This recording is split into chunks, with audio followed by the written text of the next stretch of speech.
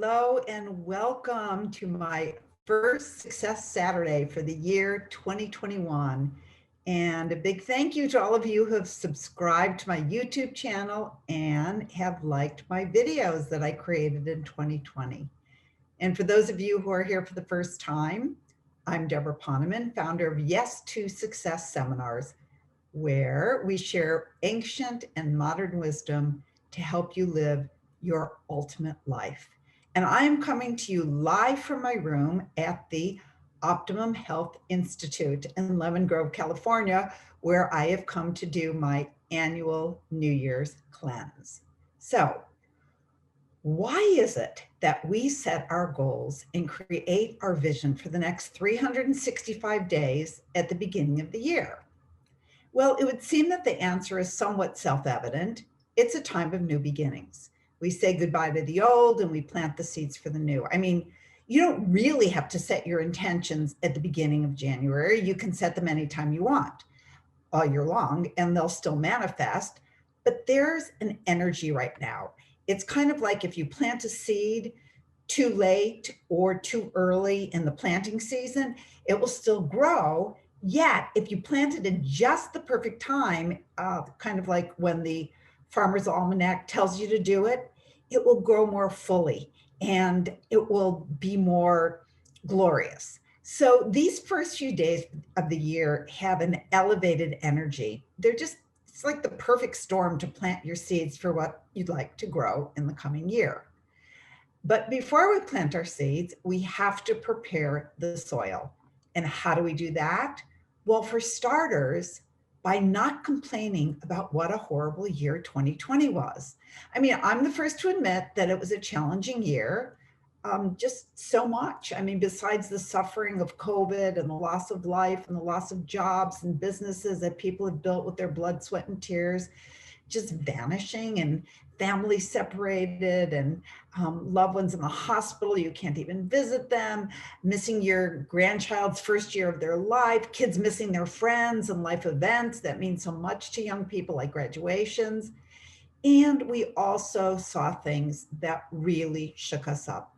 We saw police brutality uncovered for the whole world to witness, really, on camera, and racism running wild, fires, hurricanes, floods, misery for refugees. I mean, I could go on and on, political turmoil like we've never witnessed in our lifetimes, but we made it through. And there's a lot to be grateful for. We're more resilient, more compassionate, have more trust in the perfection, even when there doesn't seem to be anything perfect about it. And we also went deep and we found strength that we didn't know that we had. And we very well might be called on to go even deeper in 2021. Nobody knows what's in store. We just don't. We don't have a crystal ball, just like we didn't for 2020. And we were pretty much blindsided. But we do know this, and that is what we put our attention on is what manifests in our life. It's the law of attraction. It's not the theory of attraction. So if we start out the new year putting our attention on or rehashing all of what was wrong in 2020, that will be the foundation that we're laying for 2021. That's the soil in which we're planting our seeds. But if we put our attention on, if we put our attention on the pain and the suffering, we'll get more pain and suffering. But if we put our attention on the good, then that's the soil in which we'll be planting our intentions for the coming year. And by the law of attraction, we will have a much better chance of having a good year in 2021. So let's do an exercise together to do what I'm suggesting, putting our attention on what was rich and wonderful in 2020. So why don't you take out a paper, or you could do it on your computer, and just start writing all of the gifts of 2020, that very, very powerful year full of growth, where we were called forth to be our best. And start by writing at the top, thank you, God, or thank you, universe, or thank you, spirit, or source, and then list everything that not only was great about 2020, but what we're grateful for, because it might not have been great on the surface. Thank you for my kids being home with me for the last 6 months. Thank you for my father-in-law's peaceful passing. Thank you that I realized the importance of family. Thank you for all the time I had for personal growth.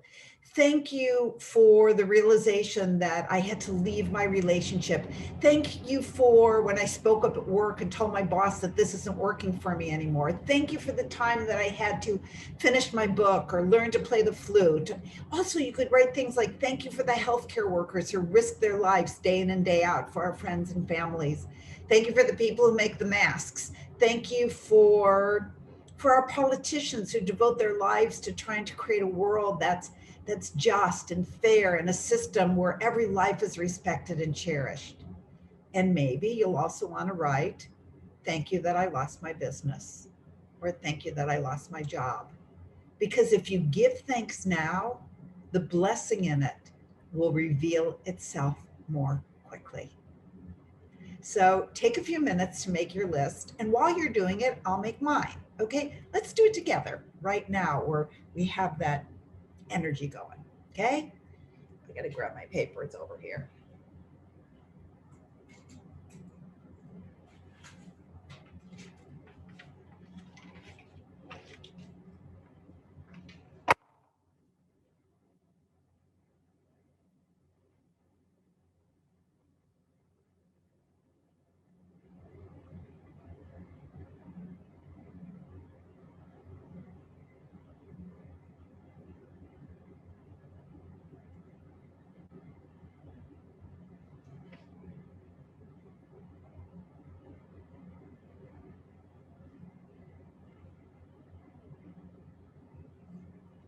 You can also write the spiritual lessons that you might have learned, like, thank you for that I learned to be a more forgiving person. Thank you for my realizing that I don't need to be right all the time. Thank you for my facing a big challenge and not giving in to being a victim. Those kinds of things too.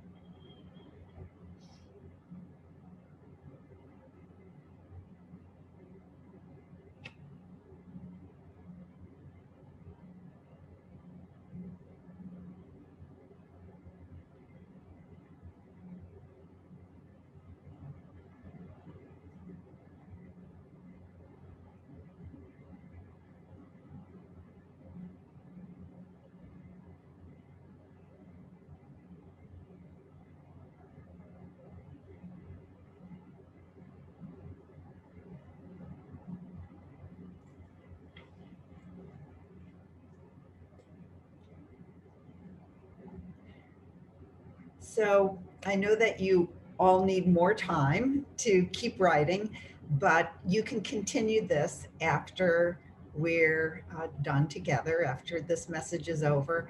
But doesn't that feel better already? Doesn't that feel like a higher vibration? And can't you see that 2020 was a magical year in so many ways? And by the way, again, I'm not saying that we're denying that there were incidents that need remedying from 2020 so they don't happen again. I'm not saying now we shouldn't put our attention on, the people marching through the streets carrying tiki lamps saying Jews will not replace us, or police officers with their knees on someone's neck. No. But if we want different outcomes in this arena also, we can't just sit and regurgitate the horribleness with our friends. We need to use our consciousness to discuss solutions. And when we can also find some glimmer of good, and there's good in everything, the silver lining, then we can come from a place of more compassion, more love, because trust me on this one, you'll be much more effective in offering your solution when you do speak up. And when you offer your solutions, they come from a place of love. You know that wonderful quote from Martin Luther King: darkness cannot drive out darkness, only light can do that. Hate cannot drive out hate, only love can do that. And if you come from a place of love, you'll always be contributing to a future world that will be more filled with love, because everything is energy. You know that. And they shared in the science, you know, the movie What the Bleep Do We Know? They actually prove that thoughts can actually affect matter. I don't know if you saw that movie, but the scientists in What the Bleep share that if we see the world as a fearful, horrible place, it becomes more of a fearful, horrible place by the power of our attention. If we look for the love and we see the world as a loving place, we infuse love into the fabric of our planet. If we look for the grace, even in the darkest place, we can find it, and our finding it will again create more grace. So what we put our attention on grows in our lives, and the more grace and the more love and the more compassion grow in our lives, the more we become lighthouses of grace and love for the entire world. So back to our goals for 2021. So now, actually, I'm just going to say a few more words and then I'm going to sign off, and I'm going to suggest that you take some time to write your goals. We've together created the fertile soil by putting our attention on what was great in 2021. And remember to set goals or intentions. I'm not much for nitpicking about whether you call them goals or intentions. I say just put your order into life for 2021 when the cosmic order takers are at your service.